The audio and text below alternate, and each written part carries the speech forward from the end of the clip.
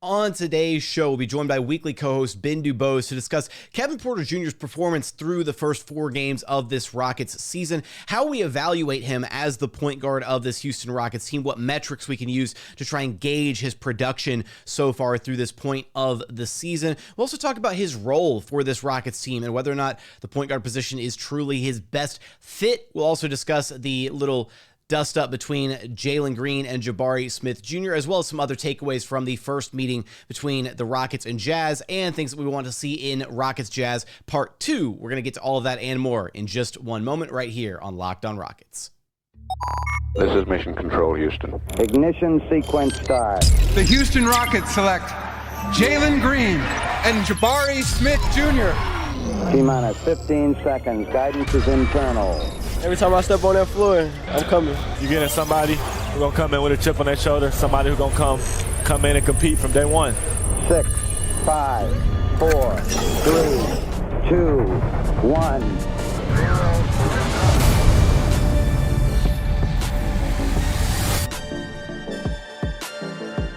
What's up, and welcome to another edition of Locked on Rockets, your daily podcast home for everything Houston Rockets basketball. As always, I'm your host, Jackson Gatlin, native Houstonian and credentialed media member. I'm also the host of Locked on NBA Mondays, host of the State of the Rockets podcast, as well as Rockets Watch. Be sure to follow along on Twitter at JT Gatlin, the show, of course, at Locked on Rockets. Now, for today's episode, we got a lot of stuff to get to. We're going to be focused heavily on Kevin Porter Jr. and his performance so far through this Rockets season. So that is our question of the day. How do you feel about KPJ's performance so far this season as the Rockets point guard? Just in general, his basketball production. Let me know in the YouTube comments. To read each and every one of those every single day. We are free and available wherever you get your podcasts, Apple, Spotify, all those joints. We're also on YouTube. Go to YouTube, search Locked on Rockets. Be sure to like, comment, and subscribe. Now, today's episode is brought to you by BetOnline. BetOnline has covered the season with more props, odds, and lines than ever before. BetOnline, it's where the game starts.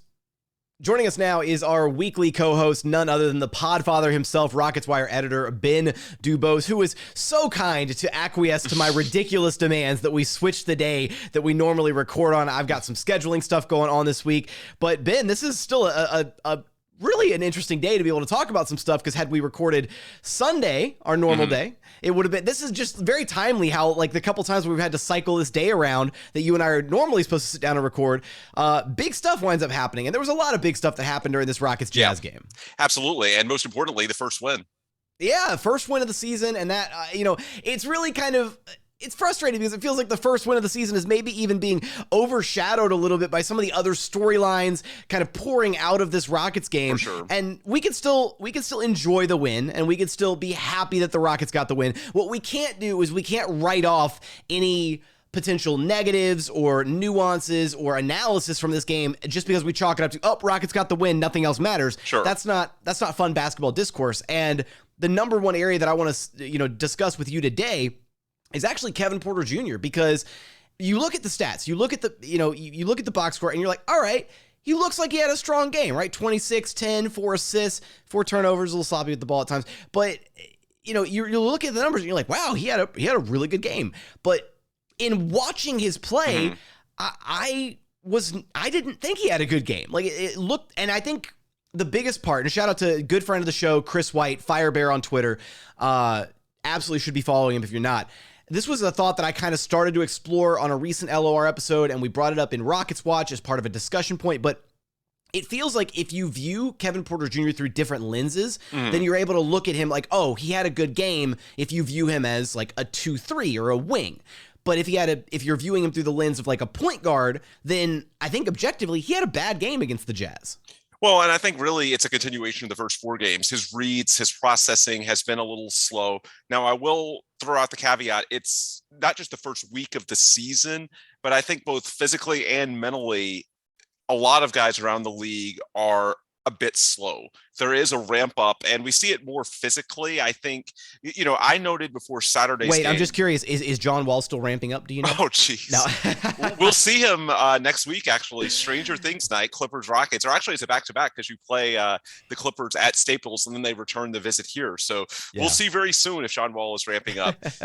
But no, I mean, I said going into the Milwaukee game on Saturday night that was a schedule loss based on not just how tough the opponent is, but also second night of a back-to-back, third game in 4 nights, all in 3 different cities. And a lot of people sort of push back saying, well, wait a minute, let's not throw out excuses. The Rockets are insanely young. They've got all these young legs. It's the first week of the season. Why should they be tired? And the answer, honestly, is that the team cumulatively and players around the league are still ramping up. This time a month ago, no one was even in training camp, and now they're playing games that count. So I do think, conditioning in a physical sense is where this is most easily noted, but I also think mentally there is something to making these reads in a real-time format against defenses that are dialed in. That I'm sorry, it's different than in practice, especially when you're practicing against a team as young as the Rockets. So that could offer some hope that maybe this gets better as he gets more accustomed to going up against NBA defenses every game and getting back into the flow. It's not just a physical routine, but it's a mental one as well. But with that caveat out of the way, yeah, he has been slow. I thought, especially late in the game, they did win, but the fact that Jalen Green did not get many touches down the stretch of that game, and really the defining possession in the final minute ended up being a step back KPJ 3 when Jalen had a mismatch. Basically, Kelly Olynyk switched onto him and they didn't give him the ball. It's fair to be annoyed by that. And we can look at the positives for Kevin Porter Jr., but also acknowledge the negatives that, as an actual floor general, as a facilitator of the offense, there's clearly flaws there. So I think that's reasonable. The one thing that I would say, though, looking at some of the social media discourse, I still don't know why we need to make this a 10 alarm fire, because in the grand scheme, it's not like there's a clear alternative option. In many ways, the Rockets are letting KPJ go through this experiment so that they see what they have. I can get some concerns before they got this incredibly team-friendly contract, because some people may have thought, well, what if the Rockets give him a huge deal and they're not even sure if he's the long-term point guard? Well, at this point, even if he's not, just based on 6'6" and a guy that can shoot and has the length to be a capable defender at multiple positions, he's still going to have value on that super team-friendly deal. So whether he's the point guard or not, it doesn't matter. It's not like you have another in-house point guard that's viable. No offense to Jae'Sean, but I don't think anyone really considers him the long-term option. The reality is that if KPJ isn't your long-term point guard, if he's more in the Jamal Crawford role in terms of a 6'5", 6'6" wing that can handle the ball and fill it up, but not really someone you want to trust to really facilitate and give the keys to your offense on a regular basis, then your long-term fixture is probably going to be in the draft or free agency when you have another high pick in all likelihood and all this cap room next summer, be it Scoot Henderson, Nick Smith, or if you go in the free agent market and the class is led by Kyrie Irving, James Harden, guys like that. The reality is that it's not like in the short term you have another option other than KPJ anyway. I get having concerns. I just don't see the need to really make it like a 10 alarm fire every game, because the reality, it's not like there's anything else they can really do for the short term. It's a year of evaluation. And so when I look at point guard, I just look at it much more in a macro sense than I do the micro. I see the flaws. I just don't see the point in getting that worked up about it, because again, there's just nothing that they can else really do in the short term. And then in the long term, this thing's going to take care of itself. And maybe KPJ even ends up being, your Tate commander meme this year, or at least KPJ as, let's be clear about that. Coming up, we're going to keep the conversation focused on Kevin Porter Jr. at the point guard spot, some of the pros, cons, as well as some of the other storylines from this Rockets Jazz game. We're going to get there after a quick message from our friends over at LinkedIn. These days, every new potential hire can feel like a high-stakes wager for your small business. You want to be 100% certain that you have access to the best, most qualified candidates available. That's why you have to check out LinkedIn Jobs. LinkedIn Jobs helps you find the right people for your team faster and for free. It's so easy to create a free job post on LinkedIn Jobs, and once you have the job post made, all you have to do is add the purple hashtag hiring frame to your LinkedIn profile to spread the word that you are hiring. Simple tools like screening questions make it incredibly easy to focus on candidates with just the right skills and experience so that you can quickly prioritize who you'd like to interview and hire. LinkedIn Jobs helps you find the qualified candidates you want to talk to faster. Post your job for free at linkedin.com/lockedonnba. That's linkedin.com/lockedonnba to post your job for free. Terms and conditions apply.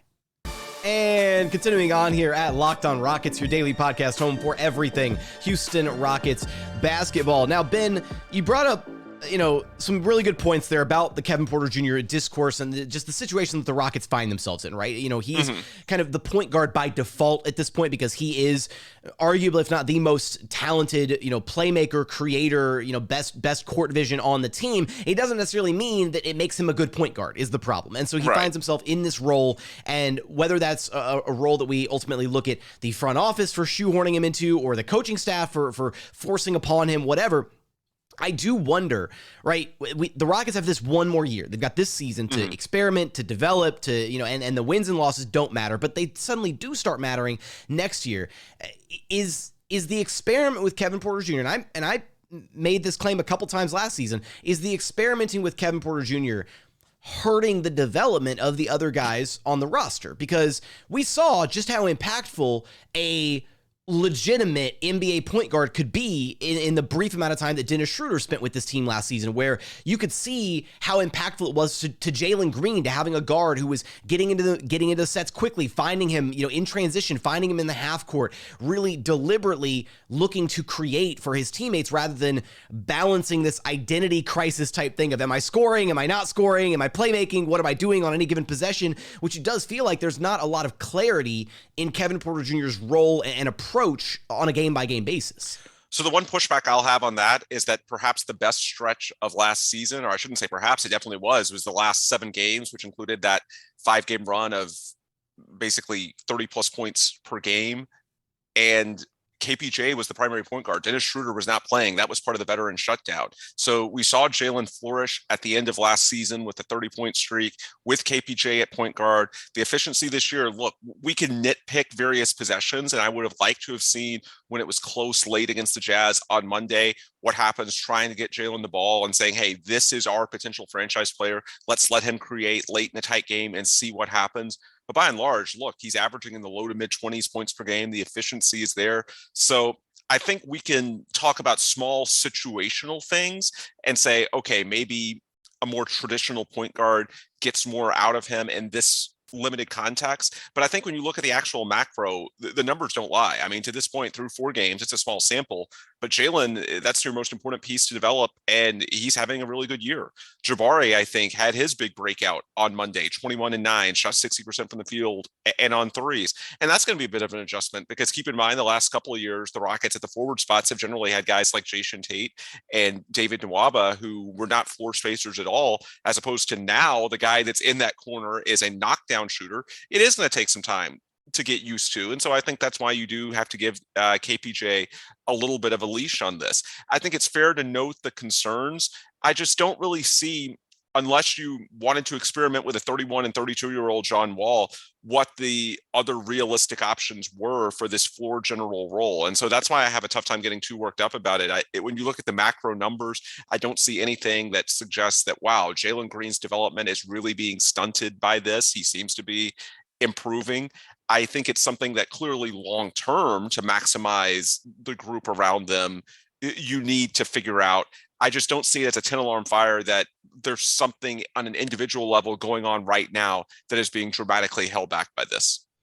On your point, right, about the stretch to end last season that we love to reference, right? We love to be like, oh yeah, the stretch where Jalen and KPJ were on fire. I think you look at those with a little bit of context, right? It's the end of the season. The quality of opponent was not necessarily the best in some of those games. But then in addition to that, I'm still not sure if Jalen and KPJ, when they're on the floor together, actually make each other better is the thing. Because it feels like a lot of times when they are on the floor, when they're sharing the court together, it feels like it devolves into your turn, my turn offense.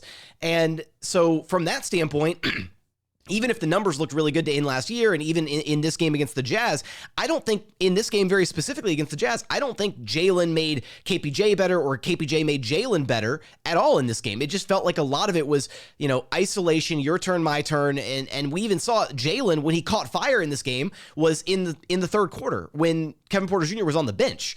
When Jalen started, filling it up and really starting to take over the game a little bit. So, and I think this particular matchup, with especially using Jabari Smith as your 5, lent itself to some bad habits as well, because the floor was super spaced. So as opposed to when you had Bruno or All P out there and you have to run some more traditional sets to get them involved, be it pick and roll, pick and pop, or running through the high post at times when Sengun is out there. When it's truly 5 out and the floor is spaced with EG, KJ, and Jabari, sure, it opens up the court, but I think it also sort of lends itself to both KPJ and Jalen saying, hey, here's my opportunity to use my speed and just see if I can blow by whatever man is on me. And at that point, they're both young kids, and you do see some bad habits come into play. So I am sort of curious what happens when you go back to a little bit more of a traditional lineup, if you will. It's just, for me, I don't really disagree with any of your points, or at least your questions, in terms of, is it getting the best out of each of those guys? Are they making each other better? But I just don't see it being so disruptive to the development that it's something that needs a resolution right now, that it's that urgent. Clearly, on a macro level, these guys are getting better. And I would point out that even a year from now, when clearly they're trying to win, look, nobody's expecting a championship contender a year from now. That's completely unrealistic, unless maybe you're not expecting a championship contender, but no, I'm kidding. Okay. But there's going to be some things that need to get ironed out no matter what. There are going to be growing pains, even when Jalen's in year 3 and Jabari's in year 2. They're still going to be extremely young. And so there's going to be time. I mean, the team that everyone sort of compares this generation of the Rockets to, you look back to, the Suns a few years ago when they had Devin Booker and DeAndre Ayton and all these young guys. And then they took the leap forward when they signed Chris Paul. I mean, there were some habits that didn't really get ironed out until they had that floor general in Chris Paul. And then things seem to be completely fine. And so I guess that's not that it was overnight, but it was pretty damn close to that. As soon as they had the right leader, a lot of other things started falling into place for that group. And so, again, I don't really so much disagree with you. I just don't see anything, at least not that I can tell, that's just fatal in terms of, well, if you don't fix that right now, then a year from now, 2 years from now, these guys are just going to be ruined and there's nothing. No, to me, it's just it's an experiment that's worth playing out because they don't really have a ton of other options. And if it doesn't work out, then thankfully the Rockets are pretty likely to have other options in free agency in the draft next summer. And one other silver lining, I guess, when you're looking at it through that lens is, even if it doesn't work out with KPJ at the point guard position, if he's not the long-term fixture there, he's still learning and picking up lessons from this time doing that could arguably make him an even better, down the line, maybe a sixth man threat, or if he does revert back to more his natural position of like a 2-3 on this team at some point, where maybe there's a Jalen Scoot lineup in the Rockets' future. And if that's the move, then you've got Kevin Porter Jr., who picked up all these lessons from being the point guard, and at least his level of reads are at a better level than they would have been if he had just played his natural position of a 2-3 that entire time without this level of experimentation. Yeah, and one more thing that I want to throw in, I keep seeing on Twitter this narrative that the Rockets are overly invested in KPJ. And my response to that is, how? What is this huge investment? Because it's a popular talking point, but again, I'm just not seeing it. And to circle back to what I said, leading off this discussion, I guess you could have some concerns prior to the contract extension, but I think it's pretty clear by that contract extension that they are not investing that heavily in his future. They have concerns as well. That's why there's so much year-to-year control. It's not that much above the MLE, and I think we all feel pretty confident that, assuming that he's on the floor between his height, his ability to guard multiple positions, and his shooting, he's at least going to be useful. And he's just 22 years old. There's a viable player in there on some level. There's no huge commitment. It's not like they've pushed out any other options, unless you really want a low 30s John Wall and say, beyond his current contract, we think that John Wall is going to be what Chris Paul was to the Suns, which in my opinion is a real stretch, just based on John Wall, the basketball player, even if we separate him from the contract. So my question in all of this, I know the narrative going around, but what exactly is this big investment? To me, it's just a relatively low leverage experiment, just saying, hey, he's talented, he has court vision, let's see if this works out. And if it doesn't, then it just so happens that point guard is a position that seems to be pretty stacked when you look at the draft next summer and the free agent options. And the Rockets have him under enough club control that they can pretty easily, they have the leverage to push him to another spot. And I've heard some people say, last point I'll make on sort of how is this going to go, well, would KPJ accept that? Well, guess what? His contract gives him an enormous incentive to accept that, because if he doesn't, the Rockets can say, well, we don't have to pick up your options. By basically 2 years from now, they're going to have to make the big decision on, not just the first year of the contract, but 2 of the remaining 3. So he's got every incentive to figure this out. He wants to be in Houston. He gave up a ton of team control in the contract. And so the Rockets are in a good position in terms of their leverage with him. So I just don't really see the big need for panic. I don't think the Rockets are really that leveraged in this situation. I don't think they've invested that heavily. To me, it's just something that's a low leverage experiment. See if it happens. If it doesn't, next offseason's a good time to address it. Nice little Freudian slip there talking about Pope John Paul III. But coming up, we're going to share, maybe get a different point of view on the little dust up between Jalen Green and Jabari Smith Jr. on the Rockets bench at the end of the Jazz game. We'll also share thoughts, expectations, things that we want to see kind of adjusted going into game 2 against the Jazz in Salt Lake City this time. We're going to get there after a quick message from our friends over at BetOnline. BetOnline.net is your number one source for betting football and the start of a brand new basketball season. Find all the latest player developments, team matchups, news, podcasts, and in-depth analysis on every single game that you can get your hands on. Right now, you can go to BetOnline to take a look at who the odds-on favorites are to win the NBA title this season. The Boston Celtics leading the way at plus 575. You got the Golden State Warriors right behind them at plus 600. The LA Clippers sitting in third place at plus 700. Milwaukee Bucks at plus 750. And then the Brooklyn Nets bringing up the rear in 5th place at plus 850. So for all of that and more odds, be sure to check out BetOnline to learn more about the trends and action available to you. BetOnline, it's where the game starts. And final segment here at Locked On Rockets, your daily podcast home for everything Houston Rockets basketball. Now, Ben, I shared my thoughts last episode about the little, bench scuffle, if you will, between Jalen and Jabari.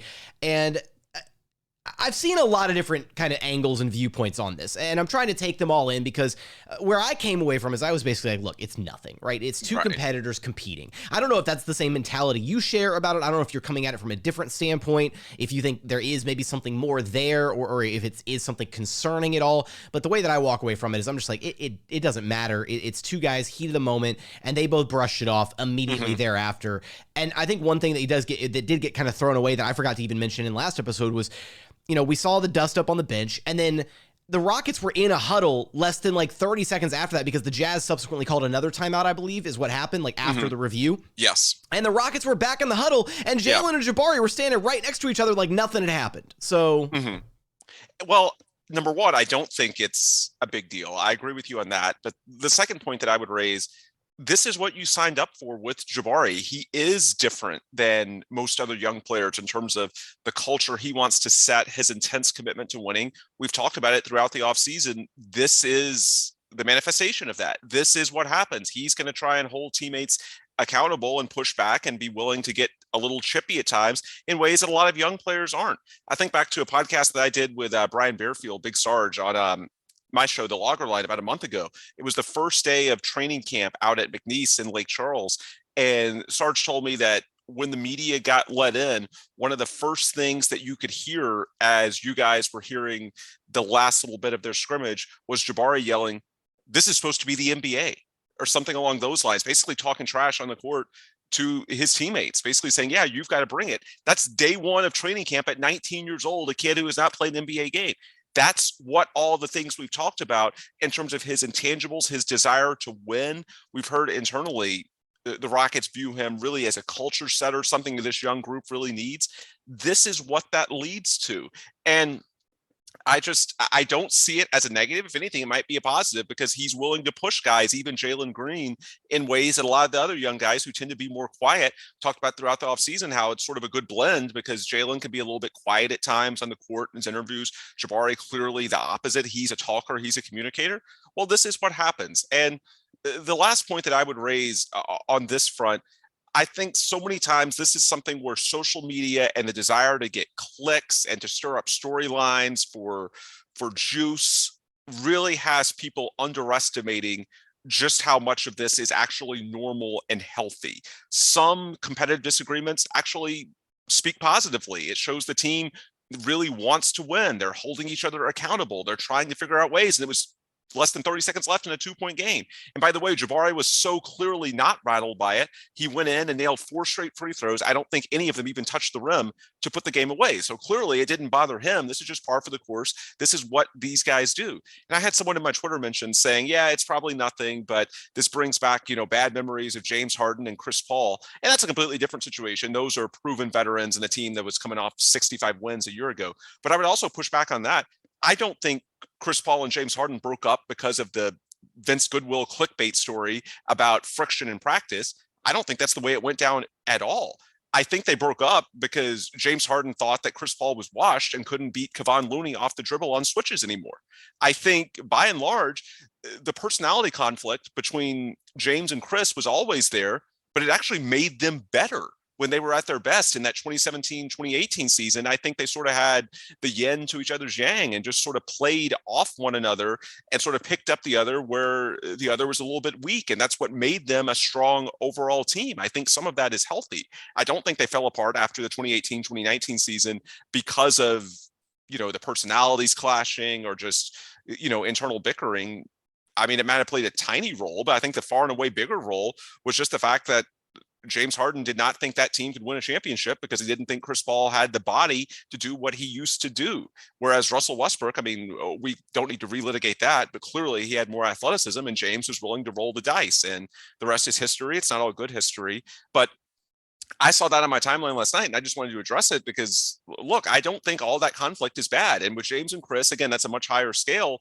I think it served them well. I think it can serve you well, those types of disagreements. I think we know Jabari and Jalen have slightly different personalities. We talked about it all off season. This is just one of those things that comes with it. You don't want to see it all the time. If it starts happening like literally every game or every other game, okay, that might be alarming. But, once in a while to see something like that in the huddle, I don't take it as a big deal. And in some ways, it might actually turn into a good thing.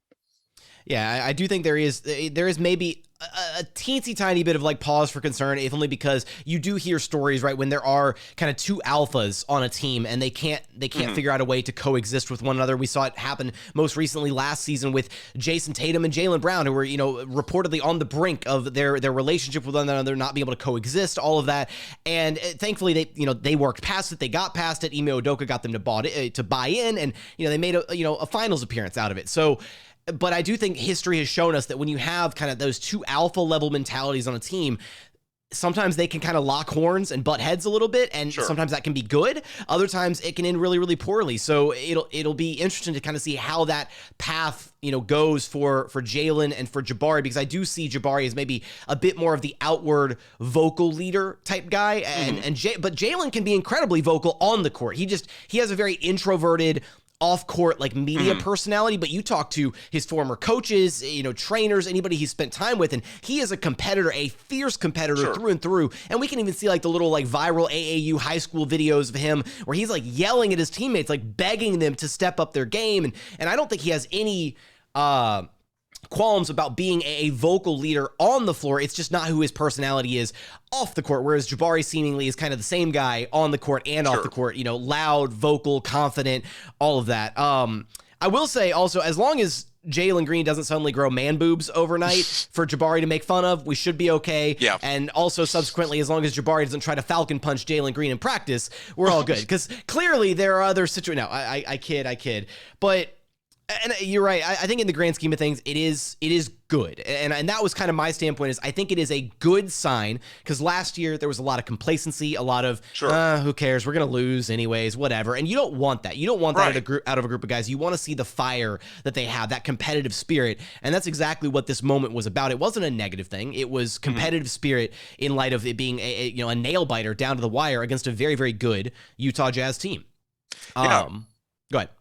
No, I was just going to say, we can talk and we have for weeks, about the Jazz being a rebuilding team, and maybe they are eventually, but yeah, they're a veteran team that entered 3-0 with a lot of accomplished NBA players, and the Rockets had not gotten a win. And say what you will about this being, a tank off, which we might have a week ago, but right now the Rockets needed to win. It's a capable opponent. It was a 2-point game with 30 seconds left. Yeah, there's going to be some nerve, some intensity, trying to get on the same page. And again, I just don't really see it as something to be that alarmed by. I think, besides the fact that Eric Gordon clearly was not alarmed. I think Eric Gordon made himself a meme in a different way this time.